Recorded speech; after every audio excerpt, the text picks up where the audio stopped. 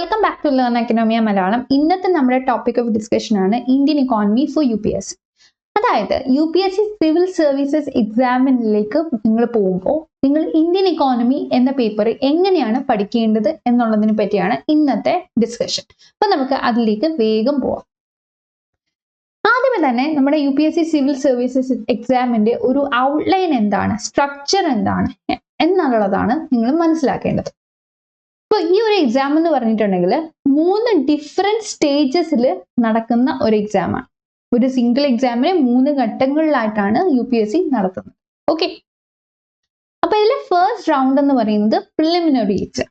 UPSC prelims എന്നൊക്കെ നിങ്ങൾ കേട്ടിട്ടുണ്ടല്ലോ, അത് തന്നെയാണ്. അപ്പൊ ഇവിടെ എന്താണ് UPSC ചെയ്യുന്നത്? UPSC നിങ്ങളുടെ ബേസിക് നോളജിനെയും ബേസിക് ആപ്റ്റിറ്റ്യൂഡിനെയൊക്കെ ഒന്ന് അസസ് ചെയ്യുകയാണ് ഈ ഒരു റൗണ്ടിൽ കൂടെ ചെയ്യുന്നത്. ഏകദേശം 13 ലക്ഷം ആൾക്കാരാണ് ഈ പ്രിലിമിനറി എക്സാം അറ്റംപ്റ്റ് ചെയ്യുന്നത്, അല്ലെങ്കിൽ UPSC എക്സാമിലേക്ക് അപ്ലൈ ചെയ്യുന്നത്. ഓക്കെ, അപ്പൊ UPSC എക്സാമിൽ 13 ലക്ഷം ആൾക്കാർ, ഏകദേശം 13 ലക്ഷം ആൾക്കാരെ അപ്ലൈ ചെയ്യുമ്പോൾ പ്രിലിംസ് എക്സാം കഴിയുമ്പോഴേക്കും UPSC ഇവിടെ ഒരു എലിമിനേഷൻ പ്രോസസ് ആണ് നടത്തുന്നത്. അതായത് ഈ 13 ലക്ഷത്തിൽ നിന്നും ഏകദേശം ഒരു ലെസ് ദാൻ 15,000 ആൾക്കാരാണ് അടുത്ത റൗണ്ടിലേക്ക് പോകുന്നത്. അടുത്ത റൗണ്ടാണ് മെയിൻസ് എക്സാം. ഓക്കെ, അപ്പൊ വളരെ കോംപ്രിഹെൻസീവ് ആയിട്ടുള്ള ഒരു ഇവാലുവേഷൻ ആണ് UPSC ഇവിടെ നടത്തുന്നത്. നിങ്ങളുടെ ഇൻഡെപ്ത് അണ്ടർസ്റ്റാൻഡിംഗ് ആണ് UPSC ഇവിടെ അസസ് ചെയ്യുന്നത്. അതുകൊണ്ട് തന്നെ ഈ മെയിൻസ് എക്സാമിൽ ഒരുപാട് സബ് കമ്പോണൻസ് വരുന്നുണ്ട്. ഇതിവിടെ ലാംഗ്വേജ് പേപ്പേഴ്സ് വരുന്നുണ്ട്, ഓപ്ഷണൽ പേപ്പർ വരുന്നുണ്ട്, GS പേപ്പർ, essay, അങ്ങനെ പല ഘട്ടങ്ങളിലായിട്ടാണ് ഇവിടുത്തെ മെയിൻസ് എക്സാം കടന്നു പോകുന്നത്.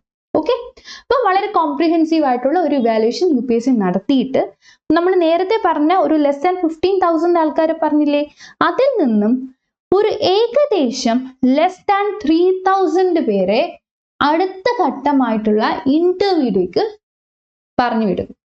അപ്പോൾ ഇന്റർവ്യൂ എന്ന് പറഞ്ഞ ഫൈനൽ സ്റ്റേജ് ആണ്. ഇവിടെ ഫൈനൽ അസസ്മെന്റ് ആണ് നടത്തുന്നത്.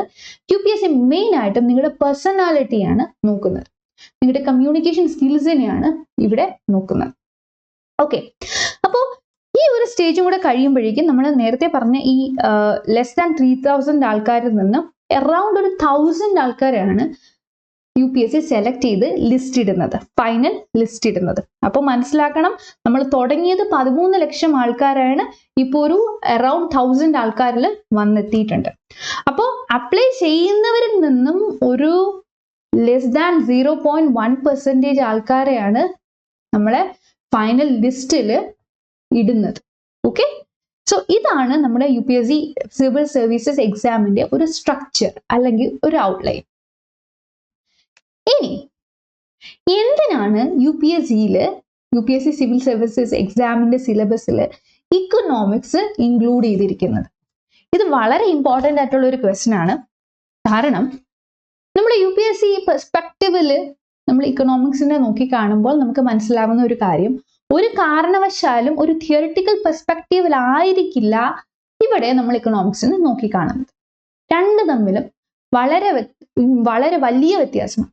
ഓക്കെ, അപ്പോൾ UPSC ആസ്പിരന്റ് എപ്പോഴും ഡെവലപ്മെന്റൽ പ്രോഗ്രാംസിന്റെ പെർസ്പെക്റ്റീവിലും ഈ ഡെവലപ്മെന്റൽ പ്രോഗ്രാംസിൽ വരുന്ന ഡിഫിക്കൽട്ടീസിന്റെ പെർസ്പെക്റ്റീവിലും ഒക്കെ ആയിരിക്കണം ഈ നമ്മുടെ ഇക്കണോമിക്സ് എന്ന് പറയുന്ന ഒരു പേപ്പറിനെ നോക്കി കാണേണ്ടത്.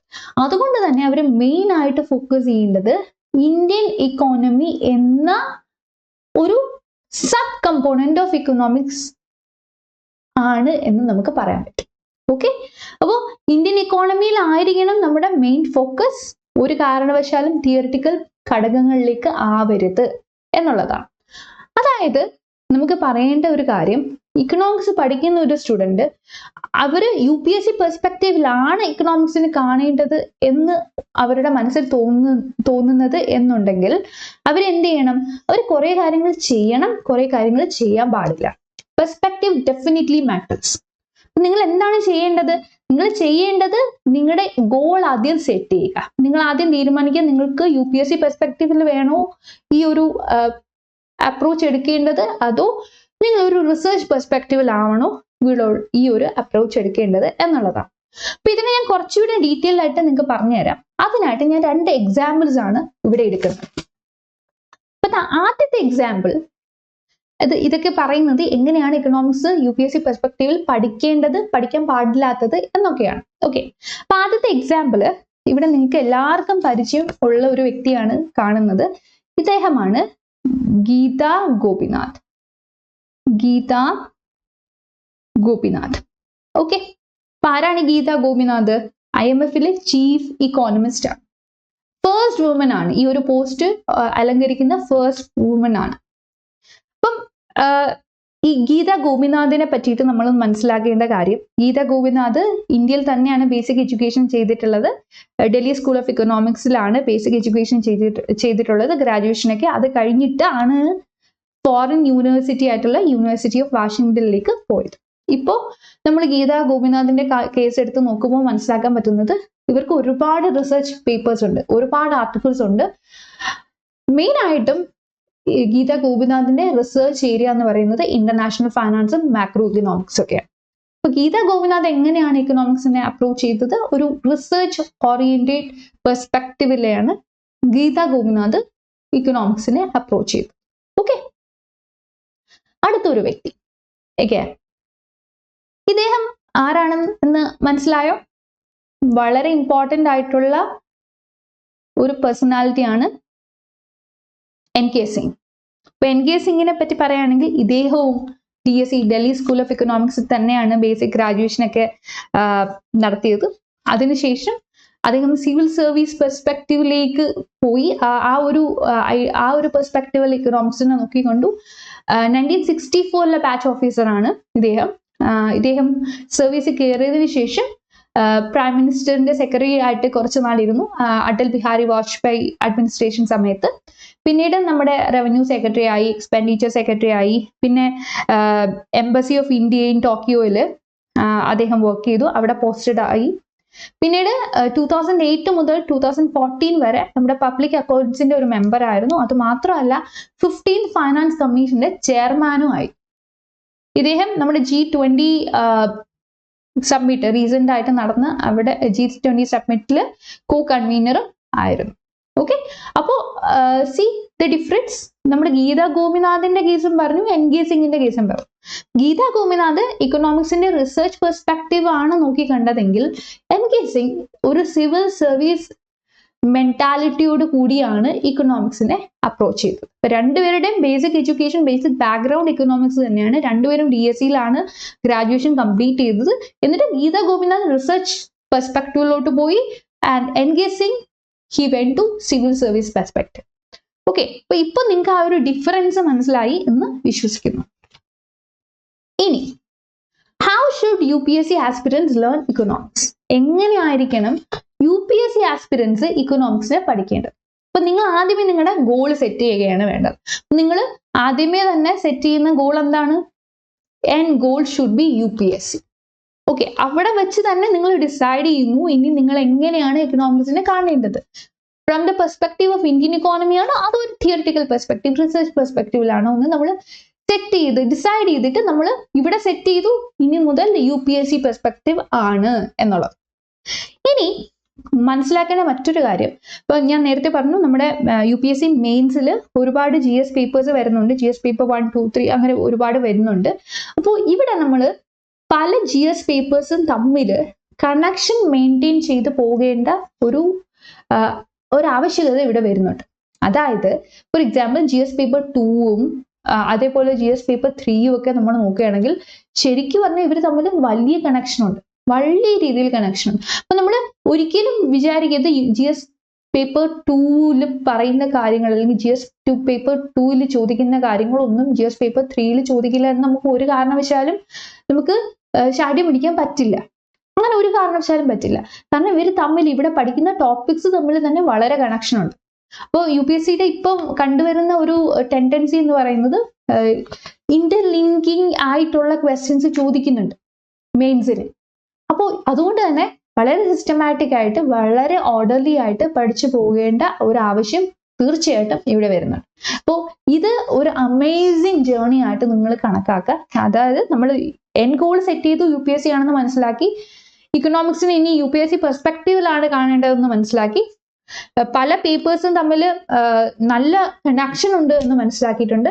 അപ്പൊ ഇതൊക്കെ മനസ്സിലാക്കി ഇനി നമ്മൾ ആ ഒരു ജേർണി എക്സ്പീരിയൻസ് ചെയ്യുമ്പോഴേക്കും നമുക്ക് അതിൻ്റെ എല്ലാ അമേസിങ് എക്സ്പീരിയൻസും നമുക്ക് ഫീൽ ചെയ്യാനായിട്ട് പറ്റും. ഓക്കെ, അപ്പോ ഇവിടെ എന്തൊക്കെയാണ് നിങ്ങൾ കവർ ചെയ്യേണ്ടത്? വളരെ ഇമ്പോർട്ടൻ്റ് ആയിട്ടുള്ള ചോദ്യമാണ്. ഇവിടെ ശരിക്കും പറഞ്ഞിട്ടുണ്ടെങ്കിൽ നിങ്ങൾ 2 കാര്യങ്ങൾ കവർ ചെയ്യണം. ഡൈനാമിക് ആയിട്ടുള്ള കാര്യങ്ങളും കവർ ചെയ്യണം, അതേപോലെ തന്നെ സ്റ്റാറ്റിക് ആയിട്ടുള്ള കാര്യങ്ങൾ കവർ ചെയ്യണം. സ്റ്റാറ്റിക് എന്ന് പറഞ്ഞാൽ എന്താണ്? അതിന് മാറ്റമില്ലാതെ തുടരുന്ന കാര്യങ്ങൾ. അതേപോലെ ഡൈനാമിക്കിലേക്ക് വരുമ്പോൾ ഇവിടെ ചേഞ്ച് ആണ് ഉദ്ദേശിക്കുന്നത്. അപ്പോൾ രണ്ടും, സ്റ്റാറ്റിക്കും ഡൈനാമിക്കും രണ്ടും വളരെ ഇമ്പോർട്ടൻ്റ് ആണ്. അപ്പൊ ആദ്യത്തെ കമ്പോണന്റ് എന്ന് പറയുന്നത് NCERT ആണ്. NCERT തന്നെ ആയിരിക്കണം നിങ്ങളുടെ സ്റ്റാറ്റിക്. അപ്പൊ NCERT നിങ്ങൾ എന്തിനാണ് പഠിക്കുന്നത്? നമുക്ക് ശരിക്കും പറഞ്ഞാൽ ഒരു സബ്ജക്റ്റിന്റെ ബേസിക്സ് പറഞ്ഞു തരുന്നതാണ് ഈ NCERT text books, fundamental ideas. അപ്പോൾ 6 to 12 ക്ലാസ്സസിലെ NCERT ആണ് നമുക്കിവിടെ വേണ്ടത്. ഓക്കെ, രണ്ടാമത്തെ ഇമ്പോർട്ടൻ്റ് ആയിട്ടുള്ള കമ്പോണന്റ് ആണ് റിയൽ ലൈഫ് എക്സാമ്പിൾസ്. എപ്പോഴും നമ്മൾ കോൺസെപ്റ്റ്സ് പഠിക്കുമ്പോൾ റിയൽ ലൈഫ് എക്സാമ്പിൾസുമായിട്ട് കണക്ട് ചെയ്ത് പഠിക്കുകയാണെങ്കിൽ it will be more easier to understand. Case studies ആയിട്ടോ ആപ്ലിക്കേഷൻസ് ആയിട്ടോ ഒക്കെ തന്നെ നമുക്കിത് എടുക്കാം. ഇപ്പൊ ഗവൺമെന്റും ഇത് തന്നെയാണ് ചെയ്യുന്നത്. അപ്പൊ എന്തെങ്കിലും ഒരു തിയറിറ്റിക്കൽ ആപ്ലിക്കേഷൻ വരുമ്പോഴും ഗവൺമെന്റ് ആ ഒരു പെർസ്പെക്റ്റീവിൽ കൂടെയാണ് പോളിസി ഇംപ്ലിമെന്റേഷൻ നടത്തുന്നത്. അപ്പൊ ഗവൺമെന്റ് ഒന്നും മുന്നിൽ കാണാതെ അല്ലെങ്കിൽ ഒന്നും മനസ്സിൽ കാണാതെ ഒരു പോളിസി ഇംപ്ലിമെന്റ് ചെയ്യില്ല. ഗവൺമെന്റിന് എന്തെങ്കിലുമൊക്കെ ഐഡിയ ഉണ്ടായിരിക്കും അതിനെ പറ്റിയിട്ട്, ആ പോളിസിയുടെ ഇമ്പാക്റ്റിനെ പറ്റിയിട്ട്, പ്രോബബിൾ ഇമ്പാക്റ്റിനെ പറ്റിയിട്ട്. അപ്പൊ ഈ ഒരു എക്സ്പെക്ടേഷനോടുകൂടി ഗവൺമെന്റ് ഈ പോളിസി ഇംപ്ലിമെന്റ് ചെയ്യുമ്പോൾ അതിൻ്റെതായിട്ടുള്ള ഇമ്പാക്ട് തീർച്ചയായിട്ടും ഇക്കോണമിയിൽ വരും. അപ്പൊ നിങ്ങൾ പഠിക്കുമ്പോഴും ഇങ്ങനെയൊക്കെ ഈ ഒരു പെർസ്പെക്റ്റീവിലൊക്കെ പഠിക്കുകയാണെങ്കിൽ വളരെ എളുപ്പമായിരിക്കും പോളിസി മെഷേഴ്സിനെ പറ്റി മനസ്സിലാക്കാനും അതിന്റെ ആപ്ലിക്കേഷൻസ് മനസ്സിലാക്കാനും ഒക്കെ. ഓക്കെ, അടുത്തതാണ് കോർ ടോപ്പിക്സ് ആൻഡ് CA. അപ്പൊ എന്താണ് CA എന്ന് പറയുമ്പോൾ കറണ്ട് അഫയേഴ്സ്, കറണ്ട് ഇവന്റ്സ് ഇതൊക്കെയാണ്. അതേപോലെ തന്നെ കുറച്ച് കീ ടോപ്പിക്സ്, കീ ഏരിയാസും നിങ്ങൾക്ക് ഇവിടെ പഠിക്കേണ്ടതായിട്ടുണ്ട്. എക്കണോമിക്സിൽ വരുന്ന ഈ കോർ ആയിട്ടുള്ള വളരെ ഇമ്പോർട്ടൻ്റ് എന്ന് തോന്നുന്ന കുറച്ച് ഏരിയാസും ഇവിടെ നിങ്ങൾ കവർ ചെയ്യേണ്ടതായിട്ട് വരുന്നുണ്ട്. ഓക്കെ, ഇനി അടുത്തത് നോക്കേണ്ടത് ES and ബജറ്റ്, ഇക്കണോമിക് സർവേയും ബജറ്റും. ഇപ്പൊ ഇക്കണോമിക് സർവേ എന്ന് പറയുമ്പോൾ കഴിഞ്ഞ ഒരു വർഷത്തിൽ നമ്മുടെ ഗവൺമെന്റ് അച്ചീവ് ചെയ്ത പെർഫോമൻസ് ആണ് ഉദ്ദേശിക്കുന്നത്. ഗവൺമെന്റ് അതിന്റെ പോളിസീസിലൂടെയൊക്കെ നമ്മുടെ ഇക്കോണമിയിൽ കൊണ്ടുവന്നിട്ടുള്ള മാറ്റങ്ങൾ അത് വ്യക്തമായിട്ട് നമ്മുടെ ഇക്കണോമിക് സർവേയിൽ പറയുന്നുണ്ട്. പിന്നെ ബജറ്റ് എന്ന് പറയുമ്പോൾ എന്താണ്? അടുത്ത വർഷത്തേക്കുള്ള ഗവൺമെന്റിന്റെ പ്ലാൻസ്, ഇൻകത്തിന്റെ ബേസിസിലായാലും എക്സ്പെൻഡിച്ചറിന്റെ ബേസിസിലായാലും ഗവൺമെന്റ് എന്തൊക്കെയാണ് അടുത്ത വർഷത്തേക്ക് പ്ലാൻ ചെയ്യുന്നത് എന്നുള്ളതാണ് നമ്മുടെ ബജറ്റിൽ ഉദ്ദേശിക്കുന്നത്. ഇനി നമ്മൾ ഒരു കാരണവശാലും വിട്ട് കളയാൻ പാടില്ലാത്ത ഏരിയ ആണ് ന്യൂ ടോപ്പിക്സ്. ഇപ്പൊ എന്താണ് ഈ ന്യൂ ടോപ്പിക്സിൽ വരുന്നത്? നമ്മൾ ഈ പറഞ്ഞതൊന്നും അല്ലാതെ എന്തെങ്കിലുമൊക്കെ എമർജ് ചെയ്ത് വരുന്നുണ്ടെങ്കിൽ, ഫോർ എക്സാമ്പിൾ AI, ഇപ്പൊ എമർജ് ചെയ്ത് വന്നുകൊണ്ടിരിക്കുന്ന ഒരു ഏരിയ ആണ് ആർട്ടിഫിഷ്യൽ ഇന്റലിജൻസ്. അപ്പൊ ഇതൊക്കെ എമർജിങ് ട്രെൻഡ് ആയിട്ടും അല്ലെങ്കിൽ ന്യൂ ടോപ്പിക്സ് ആയിട്ടും ഒക്കെ നമുക്ക് എടുക്കേണ്ടതിന്റെ ആവശ്യകത വളരെ വളരെ വലുതാണ്. ഓക്കെ, ഇനി UPSC പ്രിലിംസിന്റെ ടോപ്പിക് വൈസ് ക്വസ്റ്റ്യൻസ് ആണ് നമ്മൾ നോക്കുന്നത്. ഇവിടെ നമുക്ക് ലാസ്റ്റ് കോളം ആയിട്ടുള്ള ഇക്കോണോമിക്സ് ഓവർ ദി ഇയേഴ്സ് നമുക്ക് ഫോക്കസ് ചെയ്യാം. അപ്പൊ 2013 19 ക്വസ്റ്റ്യൻ ആണ് ഇക്കണോമിക്സ് എന്ന് വന്നിട്ടുള്ളത്, ഇന്ത്യൻ ഇക്കോണമി എന്ന് വന്നിട്ടുള്ളത്. 14 10, അടുത്ത വർഷം 13, പിന്നെ 18, പിന്നെ 16, 18 again 14, പിന്നെ 15, 16, 2022 14, 23 14. ഇനി 24 എന്താണ് സംഭവിക്കുന്നത്? 24 14 ക്വസ്റ്റ്യൻസ്. സി 14 ക്വസ്റ്റ്യൻസ്, അറൌണ്ട് ഒരു 14 ക്വസ്റ്റ്യൻസ് ആണ് അല്ലെങ്കിൽ ഒരു 15 ക്വസ്റ്റ്യൻസ് ആണ് അടുത്ത കുറച്ച് വർഷങ്ങളായി ഇന്ത്യൻ ഇക്കോണമി എന്ന സെഷനിൽ നിന്നും UPSC ചോദിക്കുന്നത്. അപ്പൊ see the importance of Indian economy, Indian ഇക്കോണമിയുടെ ഇമ്പോർട്ടൻസ് എത്രമാത്രം വലുതാണ് എന്നുള്ളത് നമുക്ക് ഇതിലൂടെ മനസ്സിലാക്കാം അല്ലെ. നമ്മുടെ പ്രിപ്പറേഷൻ എങ്ങനെയായിരിക്കണം UPSCക്ക് വേണ്ടിയിട്ട്? UPSC സിവിൽ സർവീസസ് എന്ന് പറയുമ്പോൾ എങ്ങനെ എക്കണോമിക്സ് നോക്കി കാണണം എന്ന് നമ്മൾ പറഞ്ഞു. ഇനി പ്രിപ്പറേഷന്റെ കുറച്ചും കൂടെ ഡെപ്തിലേക്ക് വരുമ്പോൾ നമ്മൾ മെയിൻസിൽ വരപ്പോൾ നമ്മുടെ മെയിൻ ഇന്റൻഷൻ എന്താണ്? ഒരു 35 പോയിന്റ് ഒക്കെ നമുക്ക് പഠിക്കാനുണ്ടെങ്കിൽ അതിനെ ചുരുക്കി ഒരു 5 പോയിന്റ് ആയിട്ട് നമ്മൾ കൊണ്ടുവരണം അല്ലെ? വളരെ വളരെ ടാസ്ക് പിടിച്ച ഒരു പരിപാടിയാണിത്. ഒരു കാരണവശാലും വിചാരിക്കരുത് ഇത് വളരെ എളുപ്പമാണെന്ന്. വളരെ ഇമ്പോർട്ടൻ്റ് ആയിട്ടുള്ള 35 പോയിന്റ്സിൽ നിന്നും ഏറ്റവും ഇമ്പോർട്ടൻ്റ് ആയിട്ടുള്ള 5 പോയിന്റ്സിൽ കൊണ്ടെത്തിക്കുക എന്ന് പറയുന്നത് വളരെ ബുദ്ധിമുട്ടാണ്. കാരണം നമ്മൾ മെയിൻസ് എഴുതുമ്പോൾ എപ്പോഴും നമുക്ക് വരുന്ന ഒരു ചാലഞ്ചിങ് പാർട്ടാണ് ഈ ടൈം മാനേജ്മെന്റ്. നമുക്ക് വളരെ ലിമിറ്റഡ് ആയിട്ടുള്ള സമയമേ ഉള്ളൂ. ആ സമയത്തിനുള്ളിൽ നമ്മൾ കാര്യങ്ങൾ വ്യക്തമായിട്ട് എഴുതി പിടിപ്പിക്കണം. അത് വളരെ ടാസ്ക് നിറഞ്ഞ ഒരു കളരിയാണ് എന്ന് നമുക്ക് പറയാം. ഓക്കെ, അപ്പോൾ ഇതിന് പ്രാക്ടീസ് വളരെ ഇമ്പോർട്ടൻ്റ് ആണ്. വളരെ വളരെ ഇമ്പോർട്ടൻ്റ് ആണ്. ആ വേൾഡ് ലിമിറ്റിനുള്ളിൽ, തന്നിരിക്കുന്ന വേൾഡ് ലിമിറ്റിനുള്ളിൽ കാര്യങ്ങൾ വ്യക്തമായിട്ട് എഴുതി പിടിപ്പിക്കുക എന്നുള്ളത്. അഗൈൻ സമയം ഇസ് വെരി ഇമ്പോർട്ടൻറ്റ്. ഇനി നമ്മൾ കേട്ടിട്ടുള്ള വളരെ ഇമ്പോർട്ടൻ്റ് ആയിട്ടുള്ള ഒരു കാര്യമാണ് ന്യൂസ് പേപ്പർ ഇല്ലാതെ സിവിൽ സർവീസസ് ഇല്ല എന്നുള്ളത്. സിവിൽ സർവീസസിന്റെ പ്രിപ്പറേഷൻ എന്ന് പറയുമ്പോഴേ ന്യൂസ് പേപ്പർ ഒരു വളരെ ഇമ്പോർട്ടൻ്റ് ആയിട്ടുള്ള ഫാക്ടറാണ്. പക്ഷെ നിങ്ങൾ മനസ്സിലാക്കേണ്ട ഒരു കാര്യം, ഒരു കാരണവശാലും ന്യൂസ് പേപ്പർ സിവിൽ സർവീസസ് ആസ്പിരൻസിന് വേണ്ടിയിട്ടുള്ള ഒരു ടൈലർ മെയ്ഡ് സോഴ്സ് അല്ല. Are newspapers written for UPSC എന്ന് ചോദിച്ചിട്ടുണ്ടെങ്കിൽ definitely of course no. Civil service ആസ്പിരൻസിന് വേണ്ടിയിട്ടല്ല ന്യൂസ് പേപ്പർ എന്ന് നമുക്ക് പറയേണ്ടതായിട്ടുണ്ട്. Why? Because newspapers in the writing style is different from what you are supposed to go for. നിങ്ങളുടെ mains exam എഴുതുമ്പോൾ നിങ്ങൾ ഉപയോഗിക്കേണ്ട സ്റ്റൈൽ അല്ല നമ്മുടെ ന്യൂസ് പേപ്പറിലുള്ളത്. അപ്പോൾ എന്ത് ചെയ്യണം? നിങ്ങൾക്ക് ഇവിടെ നിന്ന് ഒരുപാട് ഇൻഫോർമേഷൻ കിട്ടും. ന്യൂസ് പേപ്പർ നിങ്ങൾ വായിക്കണം, ഡെഫിനറ്റ്ലി നിങ്ങൾ വായിക്കണം, ഡെയിലി നിങ്ങൾ വായിക്കണം. ഇവിടെ നിങ്ങൾ ഒരുപാട് ഇൻഫോർമേഷൻ കിട്ടും. ഈ ഇൻഫോർമേഷനെ നിങ്ങൾ ക്രോഡീകരിച്ചിട്ട് വേണം എന്ത് ചെയ്യേണ്ടത്? UPSC സ്റ്റൈലിൽ കൊണ്ടുവരാൻ, UPSC മെയിൻസ് എക്സാമിന്റെ സ്റ്റൈലിൽ കൊണ്ടുവരാനായിട്ട്. ഓക്കെ, സോ UPSC എന്ന് പറയുമ്പോൾ തന്നെ അഗൈൻ നിങ്ങൾ നോക്കേണ്ട വേറൊരു കാര്യമാണ് PYQs.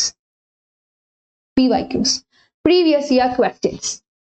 എത്രമാത്രം പ്രീവിയസ് ഇയർ ക്വസ്റ്റ്യൻസ് ആൻസർ ചെയ്യാൻ പറ്റൂ അത്രമാത്രം ചെയ്യുക. Again practice matters.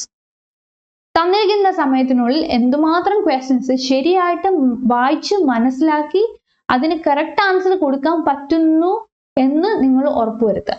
Okay, maximum questions നിങ്ങൾ അങ്ങനെ ചെയ്യാൻ നിങ്ങൾക്ക് പറ്റുന്നുണ്ട് എന്ന് നിങ്ങൾ ഉറപ്പുവരുത്തേണ്ടത് വളരെ ഇമ്പോർട്ടൻ്റ് ആണ്. അപ്പൊ എന്താണ്, നമുക്ക് ജേർണി തുടങ്ങുകയല്ലേ.